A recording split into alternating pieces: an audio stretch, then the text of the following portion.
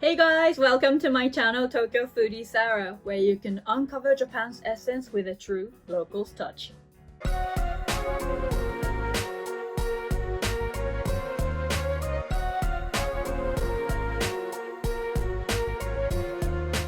My channel reached 30,000 subscribers! Woo!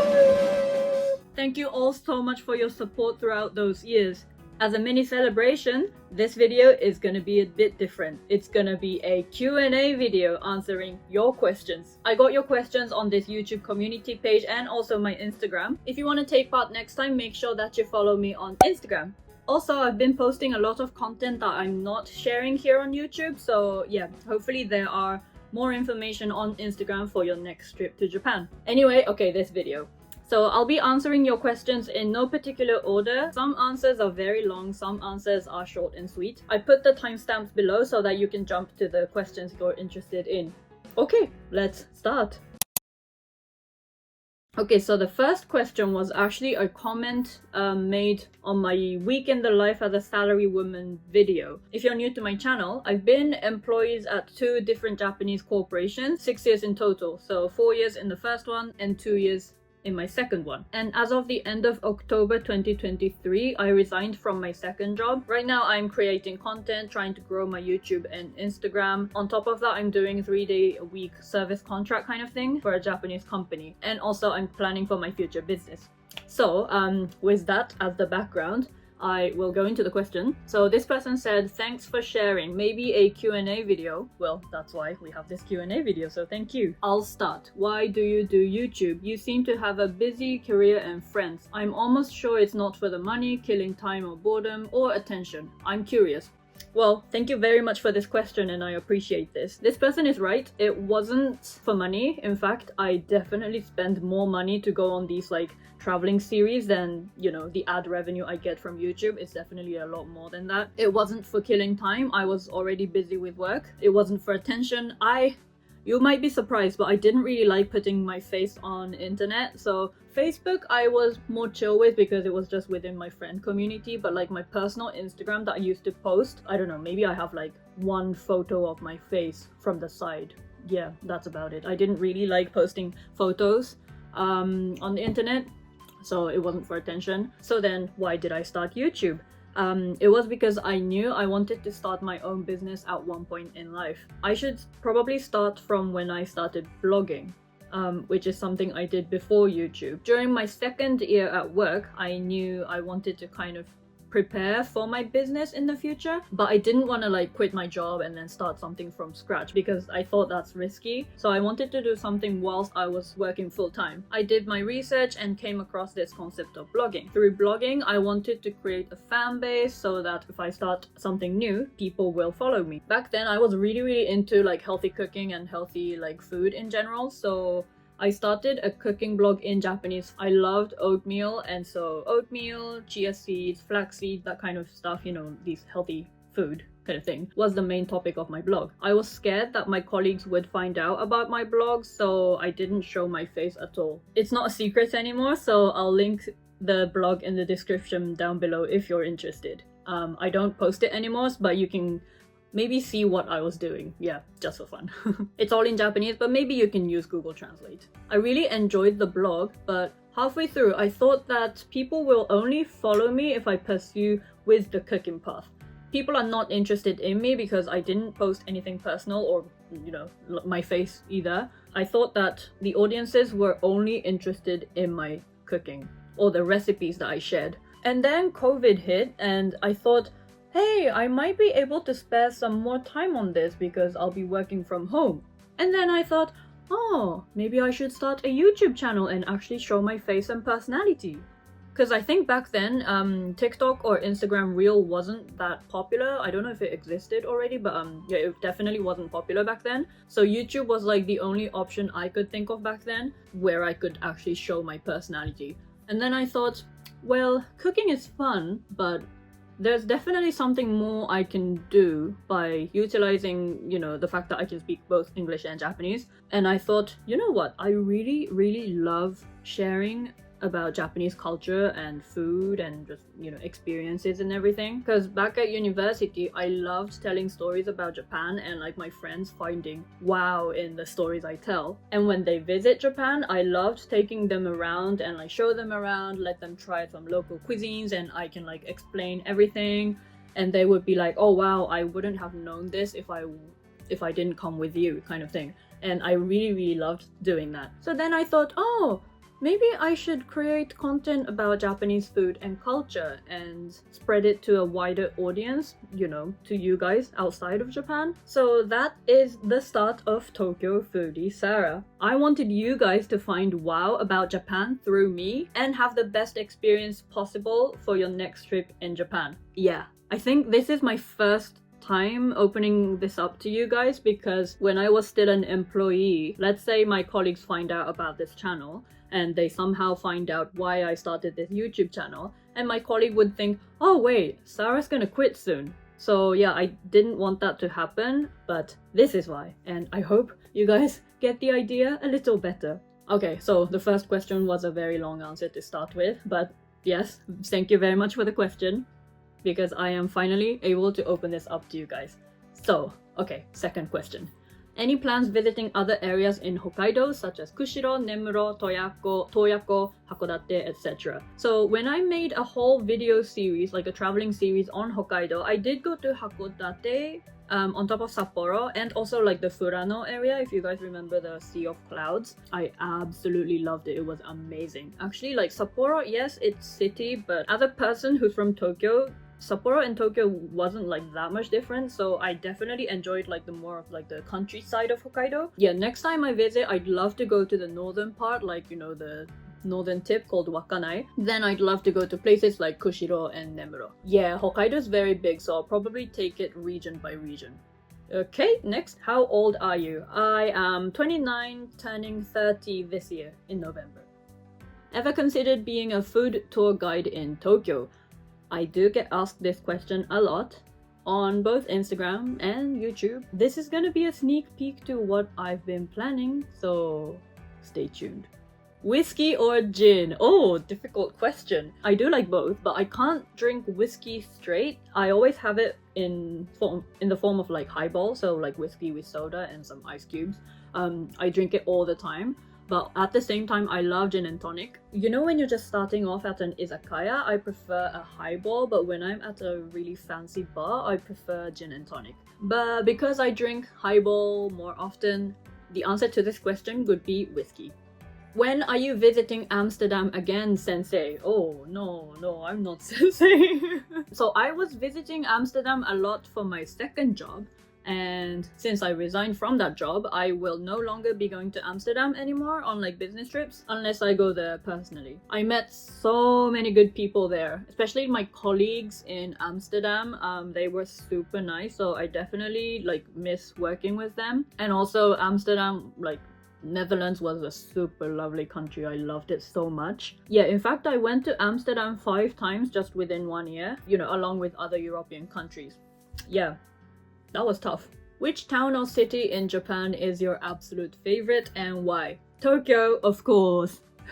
I was born and raised here. I could be biased, but it's the place you can literally get anything, and there are so many opportunities here. Tokyo's pretty big, so if you go to the central areas, for example Shinjuku, Shibuya, Harajuku, these places are very developed with like a lot of skyscrapers. But let's say if you go to like the northern part of Tokyo, there are mountains and stuff, so it could be very diverse. Yeah. Here's a similar question. What's your favorite prefecture? Okay, so I think me saying Tokyo is not very fair, so I'm gonna give another prefecture other than Tokyo. It's gonna be Okinawa. I guess Tokyo and Okinawa are like on the opposite spectrum, but that's probably why I like it. I made a whole series on it, so if you haven't watched it, make sure you watch the videos. Okinawa is very different from mainland because it's like super chill, people are super nice. Not saying Tokyo people are not nice, but Okinawan people are nicer. And the food is very distinct.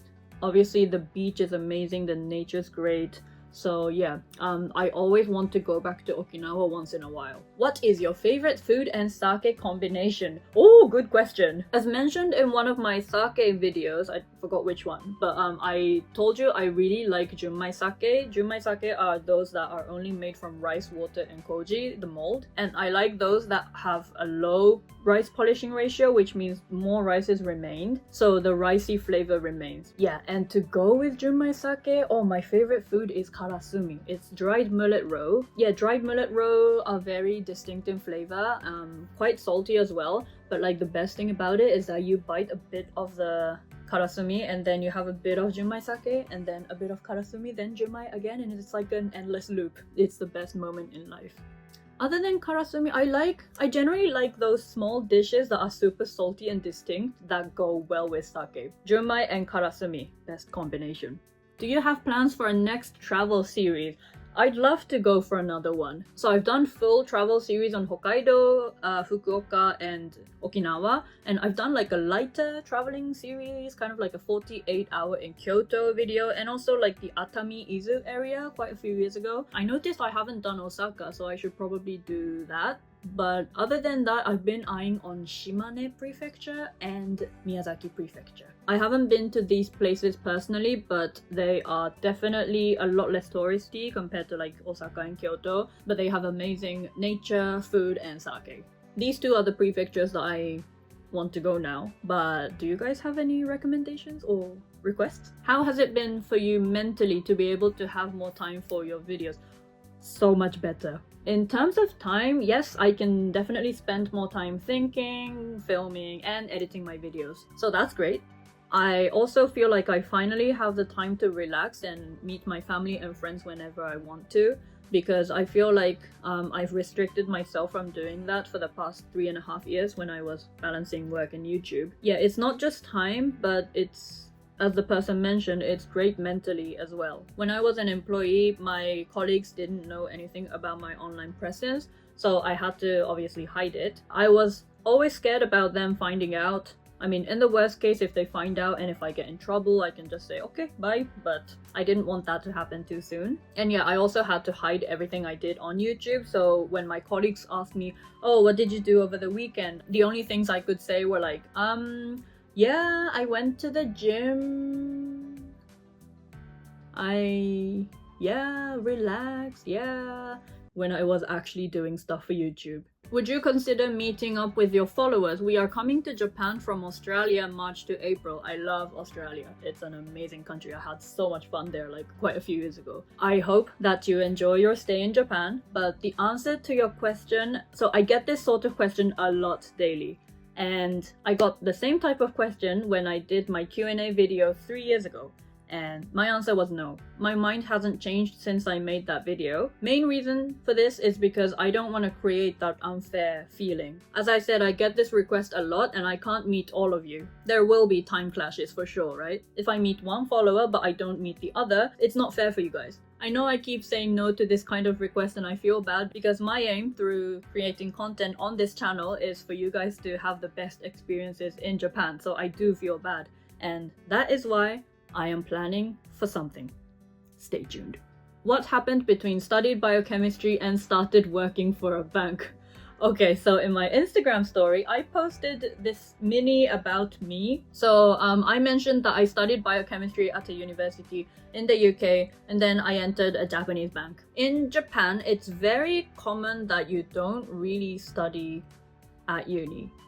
I know this sounds weird to most of you, but it's just what it is. In Japan, it's really hard to get into a university, but once you're in the university, you don't really need to do much to graduate. Whilst in the West, it's not that difficult to get into a university, but it's a lot harder to get out, like graduate from the university. Because it's harder to get in, a lot of employers in Japan care about which university you went to rather than what you studied or what grade you got. Let's go biochemistry first. So I really liked studying science at high school. I really wanted to know about like what these small substances do to your body at a micro level and what it does chemically. I was kind of more into nutrition, but for the universities I wanted to go to, they didn't really offer nutrition, so that's why I chose biochemistry instead. But as I started to learn the science world, I noticed that it could be a lonely job, and you have to have so much patience. I'm sure it's not all that bad, and some people may disagree with me, but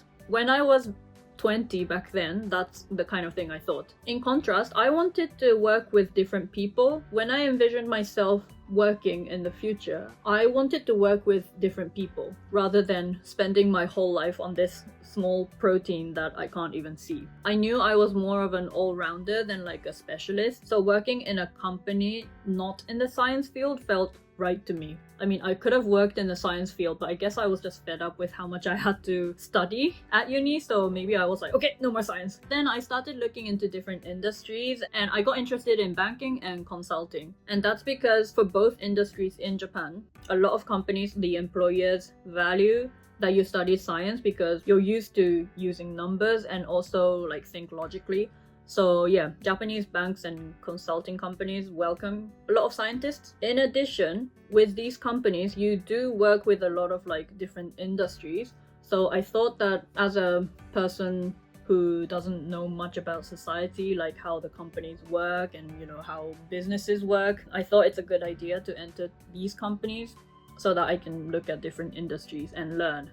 And then I can decide if I want to stay in that company or I move on to another company. And then I had interviews with like financial industries and consulting and some other industries. Through interviews, I thought that the interviewers, the people, the interviewers were the most attractive at Japanese banks. And that is why I chose to go into a Japanese bank. Yeah, they welcomed me a lot because I graduated from a foreign university, which is a very rare thing for Japanese people right now.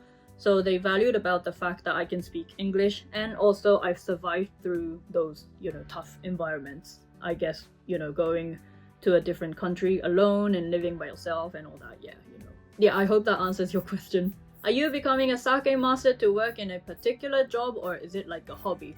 Well, it will definitely be useful for my job to promote Japanese culture and food, because food and sake, great. Sake is Japan's national alcohol. It has a very distinct history. One of the things I love about Japanese culture is that we have 4 distinct seasons, and there are types of sake that go well with each season, or that are drank at different events. The more stuff I learn about sake, the more I get interested in because of its history and like where and how and when it's drank. I will definitely continue to study sake so that I can share more with you guys. Would you ever do live streams walking around Tokyo?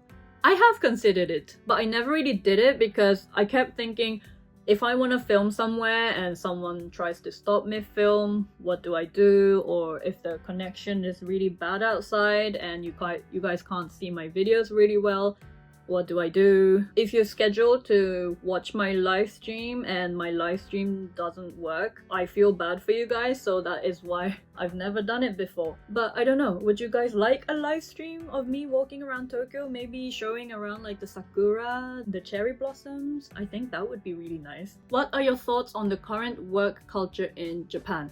It's definitely getting better. Until a few decades ago, it was normal for someone to enter a company as a freshly graduated student and then stay in that company until you retire. That's why even if the working environment was really bad, let's say the working hours are really long or your boss insults you personally sort of thing, you have to kind of put up with it. However, nowadays it's definitely easier to switch jobs like I did. And also the government is definitely trying to reduce the stress on workers.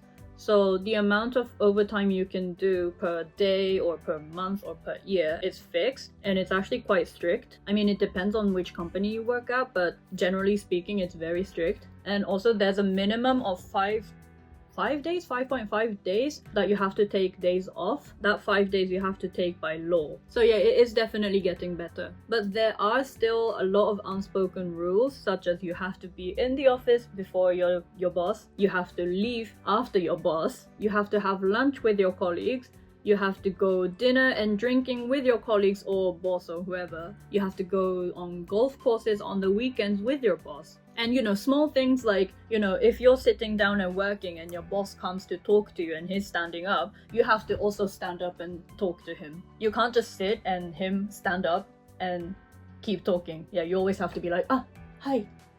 Yeah, so that's also an unspoken rule. Of course, these are not compulsory, but in some companies, it is compulsory. Like my first bank. Some people don't do it. And of course, it's your choice whether or not to do these things. But if you don't follow these unspoken rules, your boss might think that you're a social misfit. So even though the rules are changing, there are all these like unspoken rules that you have to follow at work or even outside of work, like drinking and golf.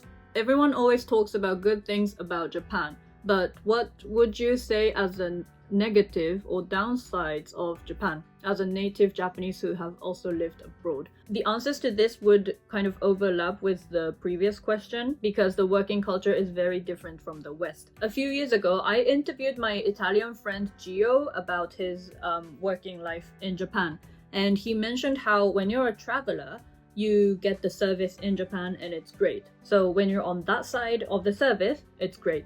But once you're on the other side of the service, so if you're the one providing the service, there are a lot of things you have to care about. It is definitely more stressful. And I 100% agree with Gio. Like, let's say at a supermarket in the US, the staffs are sitting down and some of them just don't smile. They throw your food. They're just not friendly at all. I mean, there are very friendly ones, so I'm just talking about the non-friendly ones. Yeah, in the West, you get this kind of service, but in Japan, that would never happen because you're not allowed to sit down at work. I mean, it depends on the industry, but if it's like a supermarket or like, I don't know, like a department store sort of thing, employees are not expected to sit down at all. I was working in an izakaya when I was at high school, and I was like trying to clean the table and I sat down and my senior was like, no, don't sit down during work. I was like, oh, okay. But there are no customers. Okay, going back to the supermarket story. So you're meant to always stand up, have your posture upright, always smile, and always be super polite to the customers. If you're not polite or if you do something a little not rude, but like if one customer doesn't like it, then he or she would complain about you. Or if you're doing something wrong, the boss may tell you off before the customer sees it. Also, in some industries, you're not even allowed to have your nails done, bleach your hair, have tattoos. In most cases with the tattoo, if you have a tattoo, you most probably have to hide it during work. But yeah, that was something related to work. But in terms of the downsides of living in Japan, well, living in Japan is great because it's super convenient and the food is nice and inexpensive. But I think as a foreigner, it's very difficult to find properties in Japan because a lot of landlords don't prefer foreigners to live in their properties. I've seen friends who work in like really big Japanese companies that are like very trusted companies. They sometimes get rejected when they apply to stay in a property. So that could be a difficult part about living in Japan. Are you going to make videos about Japanese music? Ooh, that's an interesting topic. I haven't thought about it as I haven't really been catching up with recent music. I can definitely do a video about like music from more than a decade ago. Let's say, oh, I love Mika Nakashima, Hitotoyo, Hikaru Utada, Misha, Green, these types of people that I used to listen when I was in high school or middle school. Let me know if that sounds like a good topic for you guys. I want to go to karaoke when I visit Japan. Would you recommend Big Echo or are there better chains? Yes, Big Echo is a good one. It's not the cheapest one though, I would say. They have good facilities, but if you just want to sing, you can definitely look into Karaoke-kan or Utahiroba or Manekineko. These are, I think, the cheaper ones. Some places have cosplays for you to rent out, so you can like, wear these costumes and sing, which is very fun. Some of these like karaoke booths, they're designed to be like, feel like you're on a train. Yeah, that kind of concept karaoke rooms would also be very interesting. Have you tried the cheese gyudon at Saizeriya? No, I haven't. Is it good? I love gyudon. I love anything with cheese, so that sounds great, of course. For those of you that don't know, Saizeriya is an Italian fast food chain in Japan. A lot of Italians would probably disagree with the concept, but it's actually a great place, especially if you're a student, because, When I was at high school, I ate a lot and I couldn't spend that much money. But Saizeriya offers Italian food for like really cheap prices. It was a lifesaver when I was younger. Anyway, my go-to at Saizeriya is Milano Foodoria.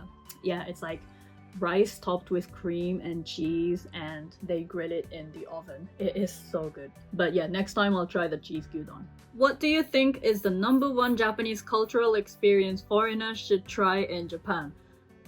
This is something I always tell my friends, but it is staying at the ryokan. The whole experience, from being greeted really nicely at the entrance to, experiencing the onsen, wearing yukata, having a feast for dinner, having delicate breakfast, the whole experience is just great. On top of that, if you stay at an onsen district, you can just go around the town in your yukatas, have some street food, and buy some local sake for you to try them at the ryokan. That's what I always do. Yeah, my favorite onsen district is Gero Onsen in Gifu Prefecture. It's a bit far out from Tokyo. I went there, I think, 3 times when I was living in Nagoya for my first 2 years at work. Yeah, I think staying at the ryokan is just a great experience, but I wouldn't say stay for the whole duration of your stay in Japan, because you don't need to stay at the ryokan for a week. I would say just for the experience, stay for at least 1 night. For the ryokan, I would spare a bit more budget, because there are ryokans where you can just stay for like, I don't know, 10,000 yen or a bit more. But with these places, the facilities aren't great, and also the food isn't amazing. I would say, if possible, spend at least 20,000 yen per person, and that's where you can have the great facility and great food. For the hotels, you can just stay at those like budget hotels, and for a ryokan, I would spare more money to it, because it's just the experience. It's great. Considering that you can stay overnight and enjoy the onsen and have a feast, I don't think 20,000 yen is very expensive. It's definitely worth it. When will you host a fan meetup, and hopefully in Europe? Oh, do you guys want one? I'm scared that no one will actually turn up. Yeah, I do have plans to go to Europe twice this year. Maybe twice or maybe once. So yeah, let me know. I might consider it. Would love to see some more cooking with Sarah videos. Oh, thank you. Yes, I used to make quite a lot of cooking videos when I first started YouTube, because I had that really nice kitchen with the counter. But I think since I moved to my second place, I didn't really film any cooking videos.